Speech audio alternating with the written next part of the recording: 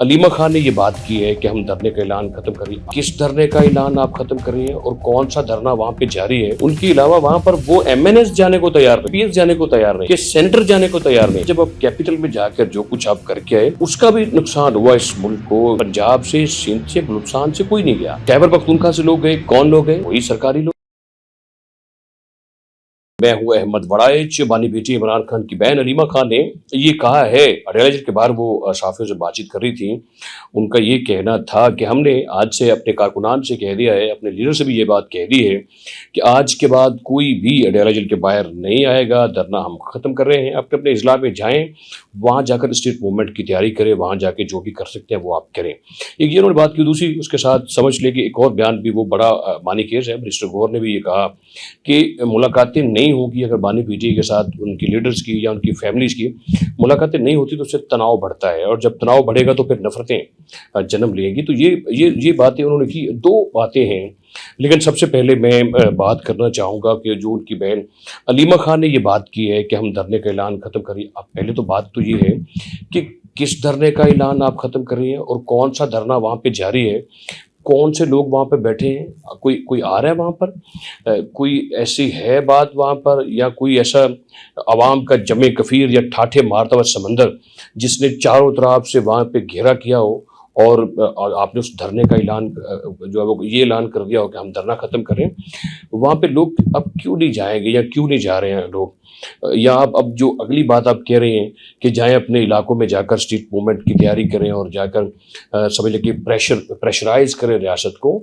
तो ये देखिए कि पहली बात तो ये है कि जब आपने 9 मई 2023 को किया था, जिस तरीके से पाकिस्तान की जो हमारी तनसीबात है, अहम तनसीबात, जिस तरीके से आपने रियासत के मुखालिफ जो एजेंडा सेट किया और जो काम आपने किए, अब उन जो उसमें फिर हुआ हम लोगों के साथ इतना बुरा सलूक हुआ कि लोगों के अपने जो फ्यूचर था वो तबाह कर दिया। आप लोगों ने, जिन बच्चों ने इस मुल्क को आके लीड करना था, आपने जहर उगला। जो जहर आप उगलते थे आपने उनको जहर उगलने पर लगाया और उनको दलील नहीं सिखाई, तालीम नहीं सिखाई, उनको गुलेल दी, उनके हथियार दिए, उनको डंडे दिए, उनको ये चीज़ें सिखाई कि जाएं रियासत के मुखालिफ काम करें। अब रियासत के मुखालिफ आप कुछ भी नहीं कर सकते उसकी वजह है क्योंकि रियासत के पास अख्तियारात होते हैं। रियासत जो है वो पूरे ममलकत खुदादाद को चला रही होती है, उसके पास तमाम वसाइल होते हैं, सारी चीज़ें होती हैं। आपके भाई भी वज़ीर आज़म रहे हैं पाकिस्तान के, वो भी उनको पता है इस बात का कि कितने अख्तियारात होते हैं रियासत के पास। रियासत माँ होती है, इसमें कोई शक नहीं है, लेकिन जब एक बच्चे उठ के माँ के ऊपर हमला कर दें, दावा बोल दें, बगावत कर दें, तो फिर माँ नाराज़ भी होती है, गुस्सा भी करती है, सज़ा भी देती है, क्योंकि माँ जहाँ शफीक है वहाँ पर वो इस्लाह करना भी जानती है। तो आप लोगों ने क्या किया? आपने उन बच्चों का मुस्तकबिल तबाह करने के लिए आपने 9 मई करवाया जब, तो उसके बाद से अब लोग फिर क्यों जाएंगे आपकी तरफ, या वो अडेला जेल के बाहर जाकर क्यों बाहर बैठेंगे?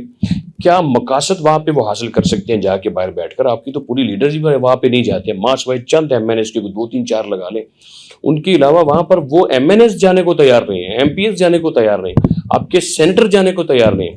आम लोग क्यों जाएंगे? आम लोगों ने आपसे स्पेस ले ली है, आम लोगों ने आपसे रास्ता अलहदा कर लिया, आम लोगों ने आपसे थोड़ी सी समझ ले कि खलीज पैदा किया। उसकी वजह ये है कि आपके कौल और फिर में बहुत तजाद है। आप लोग उनका साथ देने को तैयार ही नहीं है।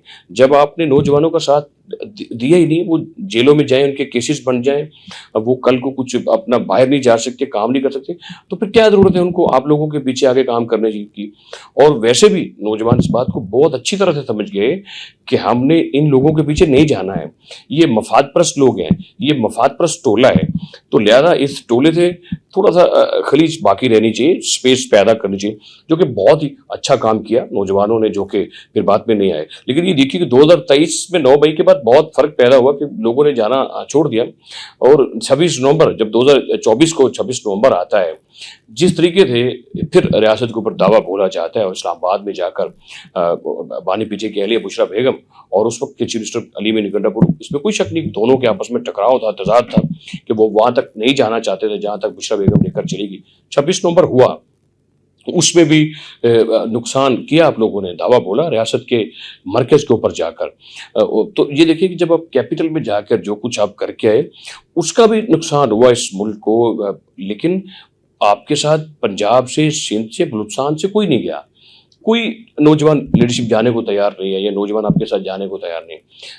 खैबर पख्तूनख्वा से लोग गए, कौन लोग गए? वही सरकारी लोग, क्योंकि वहां पे आपकी हुकूमत है, सरकारी मशीनरी है, सरकारी गाड़ी है, लोगों को पैसे दें। आम जो लोग हैं, जो आम सादा लोग हैं, जो पढ़े लिखे नहीं हैं, उनको साथ ले लें, या सरकारी वो लोग जो क्लर्क टाइप के लोग हैं, जो भर्ती है नीचे, उनको आप साथ लेके चले गए 26 नवंबर। उसके बाद फिर देखिए अब तक कोई बंदा बाहर नहीं निकला है, और कोई बंदा भी बाहर निकल कर अपनी ज़िंदगी को दांव पर नहीं लगाएगा, ना अपने कैरियर को तबाह करेगा। हाँ, आप कह रही हैं कि स्ट्रीट मूवमेंट चले, बिल्कुल चलानी चाहिए आपको स्ट्रीट मूवमेंट, और मुल्क में आपको धरना भी देना चाहिए।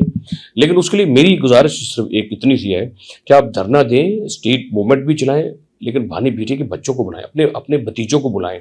आपके 2 भतीजे हैं, कासम और सुलेमान, उनको बुलाएं, उनकी बहन टैरियन को भी बुलाएं, उनको आप अपने साथ रखिए, उनकी बेटी को, और इन दोनों बेटों को आप कहें कि ये पेशावर से काफिला लेके निकले, या मियाँ वाली से ये लीड करें। ये मियाँ वाली में जाकर लोगों के बच्चे ना स्ट्रीट मूवमेंट ना चलाएं, किसी और के बच्चे ना चलाएं। जहाँ पे आपके बच्चे बाहर बैठकर एंजॉय कर रहे हैं, जिनकी अच्छी गुजारें, उनको बुलाइए, वो मियाँ वाली से लीड करें, ताकि खान साहब को और आपको भी पता चले कि लोगों के बच्चे कितने अहम हैं और हमारे बच्चे कितने अहम हैं। थोड़ा सा आपको फिर एहसास होगा। और ये देखिए कि इसके अलावा दूसरे नंबर पर ये बैरिस्टर गौर कह रहे हैं कि तनाव पैदा हो रहा है, नफरतें पैदा होगी। मैं ये सर समझता हूँ, मैं एक आम से जर्नलिस्ट ये बात समझता हूँ कि बानी पीटी की जेल में रहने से बैरिस्टर साहब मुल्क में तनाव नहीं बढ़ा है, मुल्क में नफरत कम हुई है। आप चेक कर लें, सारा कुछ आपके सामने है। बानी पीटी अप्रैल 2022 को मनसब इक़्तिदार का जो मनसब है, वोट ऑफ नो कॉन्फिडेंस के जरिए से वो घर जाते हैं, निकल जाते हैं। उसके फौरी बाद क्या करते हैं वो, यानी कि IMF से मुआहदा खत्म, मुल्क में माशी तौर पर डिस्टेबलाइज कर दिया, माशी बरूदी से रोकें लगा दी, मुल्क के हालात खराब कर दिए। पहला गलत काम, मुल्क में तनाव बढ़ा। आलमी सतह पर पाकिस्तान को तकलीफ का सामना करना पड़ा इकनॉमिकली। कोई रिजर्व नहीं थे, माइनस में थी, सारी चीजें माइनस में चली गई। कोई GDP नहीं है, कोई रिजर्व नहीं है, कोई कुछ भी नहीं था। बाहर निकल के साइफर लहराया बानी पीटी ने, और आलमी दुनिया के साथ हालात खराब कर दिए। सऊदी अरब के साथ पहले ही हालात अच्छे नहीं थे, और वो आपसे कह रहे थे हमारे पैसे वापस करें। ये बानी पीटी ने किया कि नहीं किया? मुल्क में तनाव पैदा हुआ। फिर बाहर निकलकर जनाब ने कहा, लॉन्ग मार्च शुरू कर दिया, और लॉन्ग मार्च करके कहा जी मेरी हुकूमत गिराई, अमेरिका ने मेरी हुकूमत करा दी, जन बाजवा ने मेरी हुकूमत करा दी, वो फलां मीर जाफर है, फलां मीर सादक है। मुल्क में नफरत की हवा को परवान चढ़ाया, नफरत फैलाई, मुल्क में आग लगाने की बात की। फिर कहा सिविल नाफरमानी की तारीख शुरू कर दे, बिल न दें। बाहर बैठे जो ओवरसीज पाकिस्तानी हैं, उनसे कहा कि आप रेमिटेंस देना बंद कर दें, और जो देखें कि आज जब माली साल जो खत्म हुआ जून का, $40 अरब से जायद के ऊपर चलेगी वो रेमिटेंस। आप कह रहे थे आया ही नहीं, लोगों आपने जितना कहा ना है उतना ज्यादा आया। यानी कि आपके बाहर निकलने से 9 मई जैसी बात बनी, 26 नवंबर बना, आपके ट्वीट करने से, आपकी गुफ्तगू करने से, बातचीत करने से, तकरीर करने से लोगों को अंदर इश्तियाल दिलाया आपने। और बिल जला दें, पार्लियामेंट की कोई इज्जत नहीं है, साइफर लहरा दें, दुनिया के साथ कोई इज्जत नहीं है, मुआहदा खत्म कर दें, माशी तौर पर पाकिस्तान पे सेक्शंस लग जाएं। फिर IMF को खत भी लिखा माशाल्लाह आप लोगों ने कि इनको कर्ज ना दें। यानी कि कहाँ से जो है वो आपने तनाव को या नफरत को कम करने के लिए कोशिशें की। सिर्फ आपके लीडर ने, बानी पीटी ने नफरत को बढ़ाया, तनाव को उसने बढ़ाने की कोशिश की गई। लिहाजा जब अंदर बैठे हैं तो मैं समझता पूरा मुल्क सुकून में, अंदर बैठे हैं तो हम जंग जीत रहे हैं, इज्जत बढ़ रही। वो अंदर बैठे है तो हम दुनिया की सफारतकारी करें, वो अंदर बैठा है दुनिया हमारी तारीफ करी, वो अंदर बैठा तो दुनिया के 195 कैपिटल्स कह रहे हैं कि पाकिस्तान की फील्ड मार्शल शानदार है। वजह से पाकिस्तान की बड़ी मेहनत है, इसाक डार ने और मोहसिन नकवी ने कमाल कर दिए, दुनिया तारीफ कर रही है। आपके रिजर्व जो हैं वो $23 अरब से ऊपर पे चले गए हैं, रेमिटेंस $40 अरब से ज़्यादा चली गई है, आपकी GDP बेहतर हो गई है। मुल्क में महंगाई जो कभी 37-38 कहाँ पर थी वो नीचे चली। यानी कि मुल्क में आज कोई अफरा तफरी नहीं है, कोई दंगा फसाद नहीं, कोई दींगा मुश्ती नहीं है, सब लोग काम कर रहे हैं और एक सुकून का माहौल है पाकिस्तान के अंदर। उनके अंदर आराम से बैठने में 400 से ज़्यादा ट्वीट किए बानी पीटी बनार के अंदर बैठकर। कौन सा अच्छा ट्वीट किया आप बता दें बैरिस्टर साहब? कोई एक बात कही हो जिससे नफरत की बूंद आती हो, कोई ऐसी बात की जिसमें जेस्चर आता हो पीस का? क्या क्या बात की, जंग जीती, वो भी अपने हमें उसका पूरा क्रेडिट नहीं दिया कि पाकिस्तान की मिलिट्री ने कितने अच्छे अंदाज में जंग जीती। आपने खुलकर ये आज तक नहीं कह सके आप, और अंदर बैठ के ट्वीट हो रहे हैं 1971 का रेफरेंस देते रहे आप, शेख मुजीबुर रहमान की आप रेफरेंस देते रहे, बगावत जैसी आप बातें करते रहे, मीर जाफर मीर सादक की गर्दान आप पढ़ते रहे। यानी कि आपने तनाव को कम नहीं किया आपके की लीडर ने, और नफरत को उसने बढ़ावा दिया, नफरत को उसने और दुश्मनी में बदलने की कोशिश की। पाकिस्तान के लोगों के साथ, पाकिस्तान के आयन और कानून के साथ ज्यादती की, पाकिस्तान की इकोनॉमिक्स के साथ ज्यादती की, यानी कि हर चीज को उसने मलियामेट किया, नौजवान नस्ल को बहुत तबाह कर दिया। आज नौजवान नस्ल आपके साथ नहीं है, बहन हलीमा खान साहिबा, आपके साथ नौजवान नस्ल नहीं है।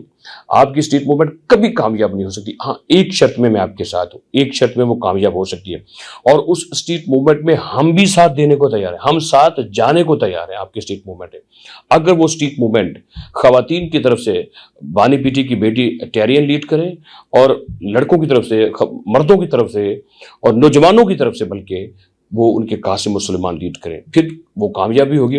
हम उसमें आपके साथ भी जाएंगे।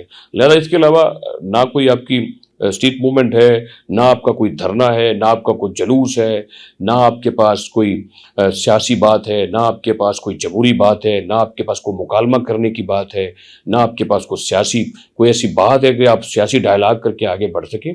लिहाजा आप हमें सियासी तौर पर बहुत ही एक लो लेवल के लोग नजर आते हैं, जिनको अभी तक समझ नहीं आई कि कैसे, कहाँ पे कौन सी बात होनी है और कैसे डायलॉग करके आगे बढ़ना है। और दूसरा वो भी मेरी समझ से बाहर है कि जो बैरिस्टर साहब बात कर रहे हैं कि तनाव और नफरतें ऐसे बढ़ेंगी, उनके अंदर रहने से तनाव नहीं बढ़ा है, उनके अंदर रहने से नफरत नहीं बढ़ी है, उनके अंदर रहने से हालात बिल्कुल बेहतर है, मुल्क बहुत स्मूथ चल रहा है। आयन और कानून को अपना रास्ता लेने दें, ये बात ना करें कि बड़े लोग जुर्म करें वो बच जाएं। तो लिहाजा आयन और कानून के मुताबिक जो सजा हुई हैं, जब ट्रायल कोर्ट या अपील कोर्ट या सुप्रीम कोर्ट या कोई भी अदालत जहाँ पे केस लगता है बानी का, वो उन्हें बाइज्जत बरी करें, वो बाहर आए, आके अपनी सियासत करें, लेकिन अच्छे बच्चों की तरह।